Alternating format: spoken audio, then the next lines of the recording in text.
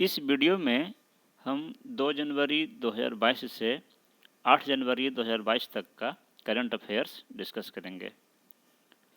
पहला है, प्रधानमंत्री नरेंद्र मोदी मेरठ में मेजर ध्यानचंद स्पोर्ट्स यूनिवर्सिटी की आधारशिला रखेंगे।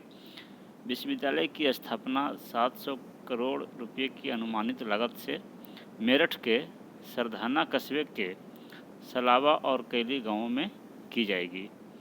इस विश्वविद्यालय में 540 महिला और 540 पुरुष खिलाड़ियों सहित कुल 1080 खिलाड़ियों को प्रशिक्षण देने की क्षमता होगी।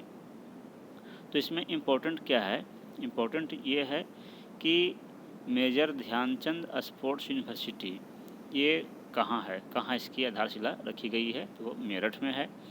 दूसरा इम्पोर्टेंट है कि मेरठ में कहाँ पे है ये, तो सरधाना कस्बे के सलावा और कैली गांव में है। ये 2 इम्पोर्टेंट पॉइंट्स हैं इसमें, और ये मेरठ वाला पॉइंट ज़्यादा इम्पोर्टेंट है। नेक्स्ट है, केंद्रीय शिक्षा मंत्री धर्मेंद्र प्रधान ने 100 दिवसीय पठन अभियान पढ़े भारत शुरू किया है। पढ़े भारत अभियान बाल वाटिका से कक्षा 8 तक पढ़ने वाले बच्चों पर केंद्रित है। पठन अभियान 1 जनवरी 2022 से 10 अप्रैल 2022 तक यानी कुल 100 दिनों के लिए आयोजित किया जाएगा। तो इसमें जो इम्पोर्टेंट पॉइंट ये है कि केंद्रीय शिक्षा मंत्री कौन हैं? धर्मेंद्र प्रधान। उन्होंने अभी हाल ही में कौन सा पठन अभियान शुरू किया है, उसका नाम क्या है पठन अभियान का? तो उस पठन अभियान का नाम है पढ़े भारत।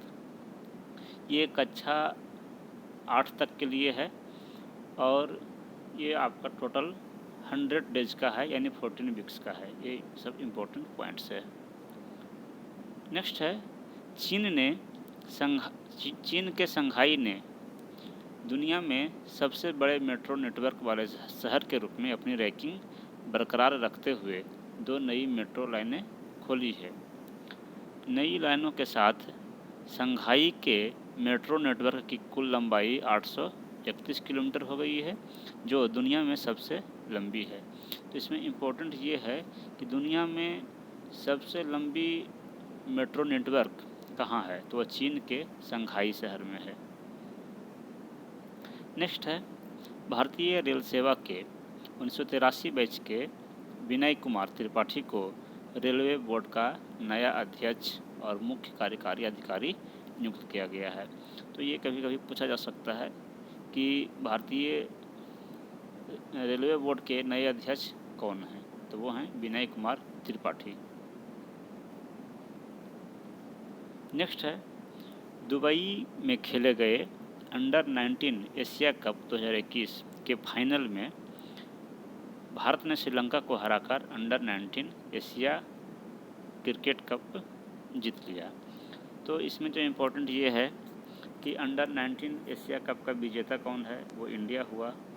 फाइनल में किसको हराया, ये भी पूछा जाता है, तो श्रीलंका को हराया। और फाइनल मैच कहाँ खेला गया, तो वो दुबई में खेला गया था। नेक्स्ट है, केरल में कोच्चि जल मेट्रो परियोजना के लिए निर्मित पहली बैटरी से चलने वाली इलेक्ट्रिक नाव निर्मित की गई है। पूरी तरह से वातानुकूलित यह नाव कोच्चि जल मेट्रो परियोजना के लिए कोच्चिन शिपयार्ड द्वारा बनाई गई है। कोच्चि जल मेट्रो प्रणाली में कुल 78 घाट होंगे, जो 76 वर्ग किलोमीटर में फैले 38 टर्मिनल को जोड़ेंगे। बैटरी से चलने वाली पानी की यह मेट्रो नाव 100 यात्रियों को ले जा सकती है। नेक्स्ट है, पाकिस्तान के ऑलराउंडर मोहम्मद हफीज ने क्रिकेट से संन्यास की घोषणा की है। उन्हें द प्रोफेसर उपनाम दिया गया है। तो इसमें जो इम्पोर्टेंट पॉइंट ये है कि द प्रोफेसर नाम से किस क्रिकेट खिलाड़ी को जाना जाता है, ये इम्पोर्टेंट है। नेक्स्ट है, भारत में महिलाओं के लिए विवाह की कानूनी उम्र को 18 से बढ़ाकर 21 वर्ष करने संबंधी एक विधेयक सरकार द्वारा बनाया गया है। बाल विवाह निषेध संशोधन विधेयक 2021 और इस विधेयक की जांच के लिए 31 सदस्यीय अस्थायी समिति का गठन किया गया है और इस 31 सदस्यीय अस्थायी समिति में सिर्फ एक महिला प्रतिनिधि हैं, वो तृणमूल कांग्रेस की सांसद सुष्मिता देव हैं। तो इसमें जो इम्पोर्टेंट पॉइंट ये है कि महिलाओं के लिए जो विवाह की उम्र है वो 18 से बढ़ाकर कितनी की जा रही है, तो 21 की जा रही है।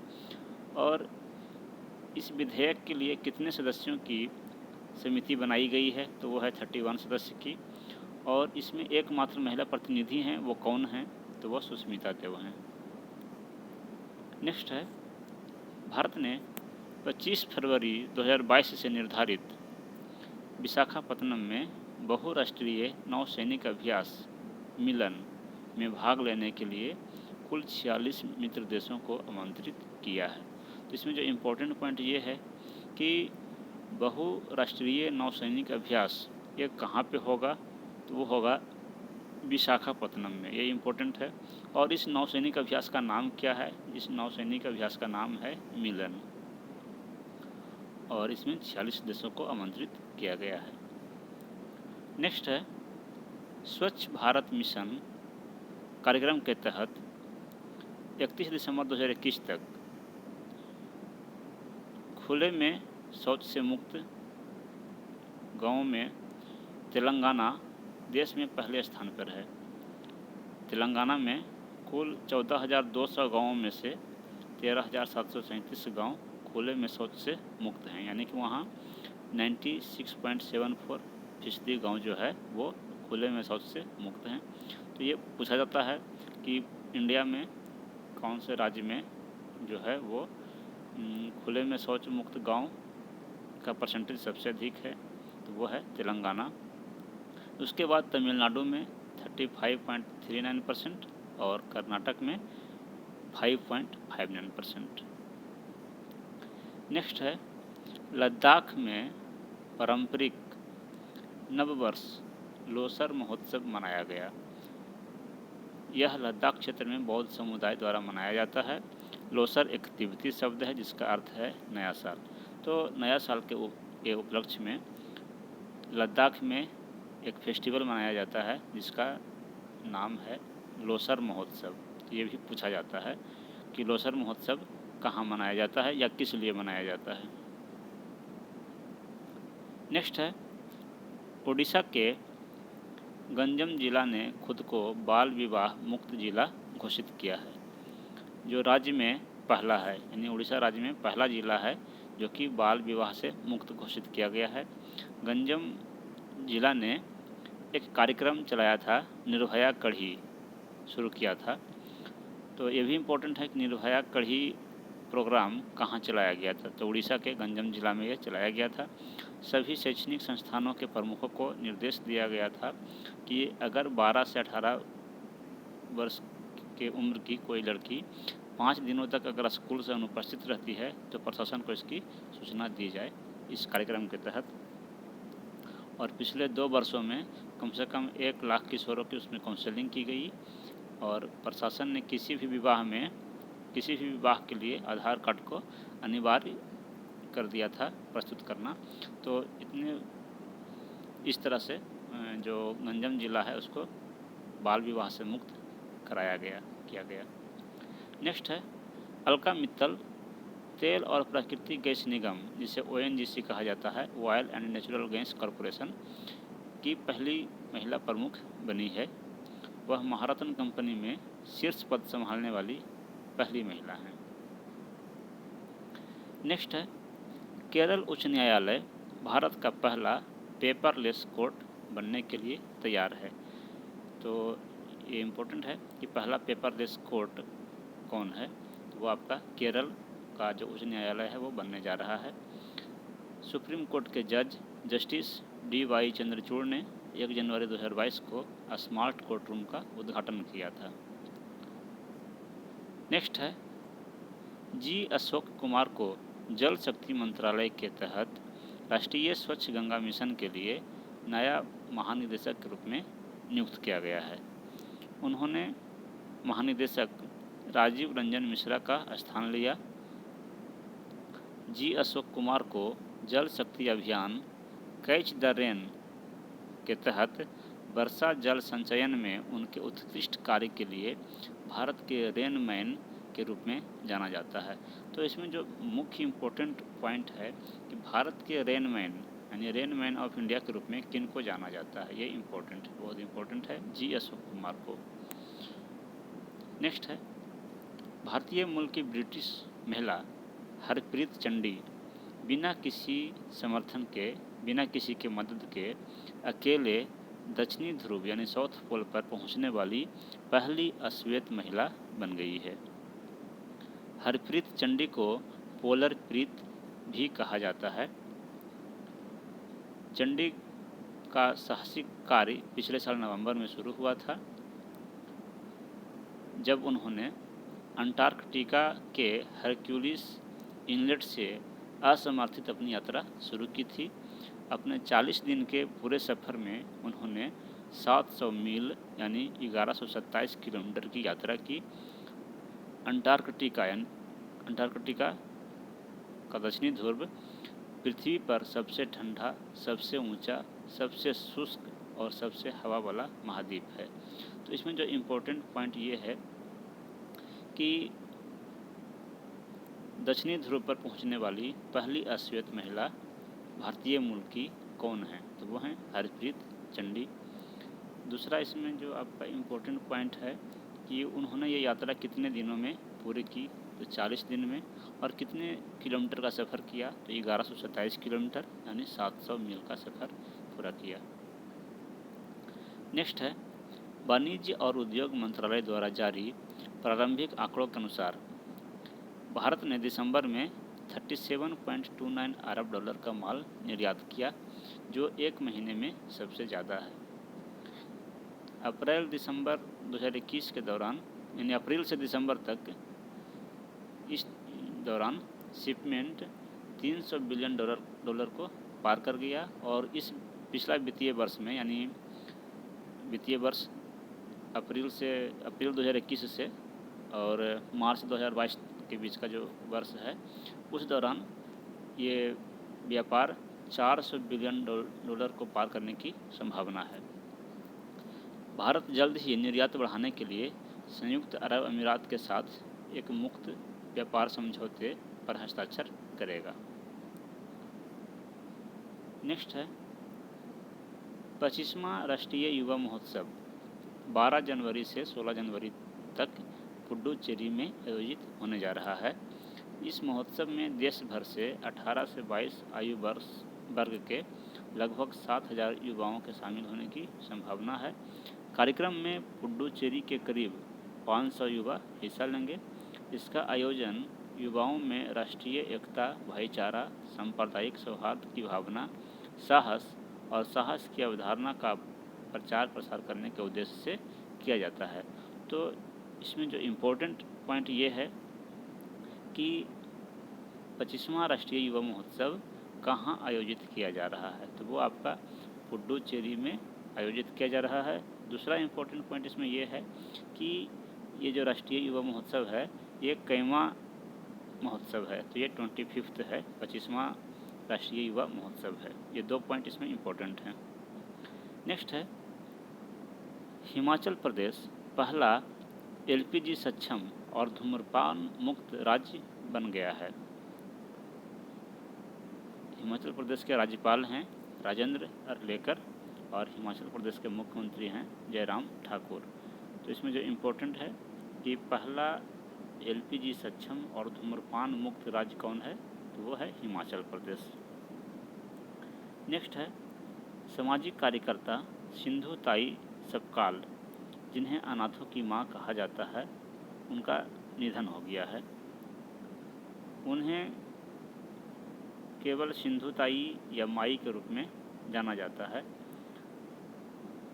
उन्हें 2021 में सामाजिक कार्य श्रेणी में पद्मश्री से भी सम्मानित किया गया था। इसमें जो इम्पोर्टेंट पॉइंट है वो ये है कि अनाथों की माँ के रूप में किन्हें जाना जाता है, किन्हें कहा जाता है अनाथों की माँ, तो वो हैं सिंधु ताई सपकाल। या उन्हें सिर्फ सिंधु ताई कहा जाता है या सिर्फ माई के नाम से जाना जाता है। इसके अलावा उन्हें अपने जीवन में 750 से अधिक पुरस्कार और सम्मान मिले थे। उन्होंने करीब 2000 अनाथों को गोद लिया था और इससे भी ज़्यादा की दादी हैं। वो महाराष्ट्र की रहने वाली थी, ये भी इम्पोर्टेंट पॉइंट है। उनके जीवन पर एक बायोपिक बनी थी, मी सिंधु ताई सबकाल, जो 2010 में रिलीज हुई थी। तो ये इम्पोर्टेंट पॉइंट है कि वो कहाँ की रहने वाली थी, तो महाराष्ट्र की रहने वाली थी और अनाथों की माँ कहा जाता है उनको, या सिर्फ माई के नाम से भी जाना जाता है। नेक्स्ट है कैरिबियाई राष्ट्र एंटीगुआ और बारबुडा भारत के नेतृत्व वाली अंतर्राष्ट्रीय सौर संगठन पर हस्ताक्षर करके 102 में सदस्य के रूप में उसने सदस्यता ली, यानी कि अंतर्राष्ट्रीय सौर संगठन का 102वां सदस्य जो है वो बना एंटीगुआ और बारबुडा। सौर ऊर्जा को बढ़ावा देने के लिए भारत और फ्रांस ने मिलकर पेरिस में COP21 के 21वें सत्र के दौरान 2015 में अंतर्राष्ट्रीय सौर संगठन की शुरुआत की थी। तो इसमें इम्पोर्टेंट ये है कि अंतर्राष्ट्रीय सौर संगठन का 102वां सदस्य कौन बना। नेक्स्ट है केंद्रीय जल शक्ति मंत्री गजेंद्र सिंह शेखावत ने वर्ष 2020 के लिए तीसरे राष्ट्रीय जल पुरस्कार यानी नेशनल वाटर अवार्ड के विजेताओं की घोषणा की है। राष्ट्रीय जल पुरस्कार 2020 में उत्तर प्रदेश को जल संरक्षण प्रयासों में सर्वश्रेष्ठ राज्य के रूप में चुना गया है। इसके बाद क्रमशः राजस्थान और तमिलनाडु का स्थान है। तो इसमें जो इम्पोर्टेंट पॉइंट है वो ये है कि केंद्रीय जल शक्ति मंत्री कौन हैं, वो हैं गजेंद्र सिंह शेखावत। दूसरा इम्पोर्टेंट पॉइंट है कि सर्वश्रेष्ठ राज्य का पुरस्कार किस राज्य को मिला है, तो वो है उत्तर प्रदेश। जल संसाधन प्रबंधन के क्षेत्र में अनुकरणीय कार्य करने वाले व्यक्ति और संगठनों को पहचानने और प्रेरित करने के लिए जल शक्ति मंत्रालय द्वारा 2018 से यह पुरस्कार की शुरुआत की गई थी। नेक्स्ट है दिल्ली के पत्रकार धीरेन्द्र के झा ने एक किताब लिखी है। किताब का नाम है गांधी के हत्यारे। तो इसको याद रखें कि गांधी के हत्यारे ये बुक जो है वो किसने लिखी है, तो धीरेन्द्र कुमार झा। नेक्स्ट है निर्वाचन आयोग ने संसदीय और विधानसभा चुनाव में उम्मीदवारों के द्वारा जो चुनावी खर्च किया जाता है उसकी सीमा बढ़ा दी है। महाराष्ट्र, मध्य प्रदेश, उत्तर प्रदेश, पश्चिम बंगाल और कर्नाटक जैसे बड़े राज्यों में यह सीमा 70 लाख से बढ़ाकर 95 लाख की गई है। वहीं गोवा, सिक्किम और अरुणाचल प्रदेश जैसे छोटे राज्य और केंद्र शासित प्रदेशों के लिए यह सीमा 54 लाख से बढ़ाकर 75 लाख की गई है। केंद्र शासित प्रदेश जम्मू कश्मीर में चुनाव व्यय की सीमा 95 लाख रुपये की गई है। बड़े राज्यों में विधानसभा चुनाव के लिए व्यय की सीमा 28 लाख से बढ़ाकर 40 लाख की गई है और छोटे राज्यों में 20 लाख से बढ़ाकर 28 लाख रुपये की गई है। नेक्स्ट है शिलोंग चैम्बर चोइर, जिसे शॉर्ट में SCC कहा जाता है। तो शिलोंग चैम्बर चोइर के संस्थापक और प्रसिद्ध भारतीय संगीत कार्यक्रम पियानो वादक नील नोंग किनरिह का निधन हो गया है। शिलोंग चैम्बर चोइर शिलोंग में स्थित एक बहुशैली वाली एक भारतीय गायक मंडली है। 2010 में SCC ने पूर्व अमेरिकी राष्ट्रपति बराक ओबामा और मिशेल ओबामा की यात्रा के दौरान प्रदर्शन किया था। तो इसमें जो इम्पोर्टेंट है वो ये है कि शिलोंग चैम्बर चोइर यानी SCC के संस्थापक कौन हैं, तो वो थे नील नोंग किनरिह, और ये जो थे वो आपका पियानो वादक थे। और ये जो शिलोंग चैम्बर चोइर है, ये गायकों की एक मंडली है जो बहुशैली मल्टीपल शैली में ये गाते हैं। तो ये इम्पोर्टेंट पॉइंट्स है। एससीसी के वंदे मातरम के संस्करण को जब चंद्रयान 2 चंद्रमा पर उतरने वाला था उस समय बजाया गया था। एससीसी का वंदे मातरम का संस्करण लाइव टेलीकास्ट किया गया था। 2015 में उन्हें भारत के चौथे सर्वोच्च नागरिक पुरस्कार पद्मश्री से भी सम्मानित किया गया था। नेक्स्ट है, केंद्रीय विज्ञान और प्रौद्योगिकी मंत्री डॉक्टर जितेंद्र सिंह ने हैदराबाद तेलंगाना में भारत के पहले ओपन रॉक संग्रहालय का उद्घाटन किया। संग्रहालय भारत के विभिन्न हिस्सों से लगभग 35 विभिन्न प्रकार की चट्टानों को प्रदर्शित करता है, जिनकी उम्र 3.3 बिलियन वर्ष से लेकर पृथ्वी के इतिहास के लगभग 55 मिलियन वर्ष तक है। यानी कि ये जो म्यूजियम है कहाँ है, ये बहुत इम्पोर्टेंट है कि ओपन रॉक संग्रहालय, ओपन रॉक म्यूजियम ये कहाँ है। तो वो आपका हैदराबाद में है, तेलंगाना शहर में तेलंगाना राज्य के हैदराबाद में ये म्यूजियम है। और यहाँ क्या रखा गया है, तो वो चट्टान है, बहुत पुराने से पुराना चट्टान को यहाँ पे प्रदर्शित किया जाता है। नेक्स्ट है, भारतीय आयुर्विज्ञान संस्था, भारतीय आयुर्विज्ञान अनुसंधान परिषद यानी ICMR ने कोरोना वायरस के ओमिक्रॉन का पता लगाने के लिए एक परीक्षण किट को मंजूरी दी है। और ये परीक्षण किट जो है वो टाटा मेडिकल एंड डायग्नोसिस के द्वारा विकसित किया गया है और इस किट का नाम है ओमिश्योर। तो ये इम्पोर्टेंट है कि जो किट का नाम क्या है, किट का नाम है ओमिश्योर और किसके द्वारा विकसित किया गया है, तो टाटा मेडिकल एंड डायग्नोस्टिक के द्वारा विकसित किया गया है। और अब आज के करंट अफेयर्स से संबंधित एक सवाल आपको बताना है कि लोसर महोत्सव मुख्य रूप से निम्न में से कहाँ मनाया जाता है। ऑप्शन है पश्चिम बंगाल, झारखंड, उड़ीसा या लद्दाख में। आंसर आप कमेंट करके बता सकते हैं। Thank you.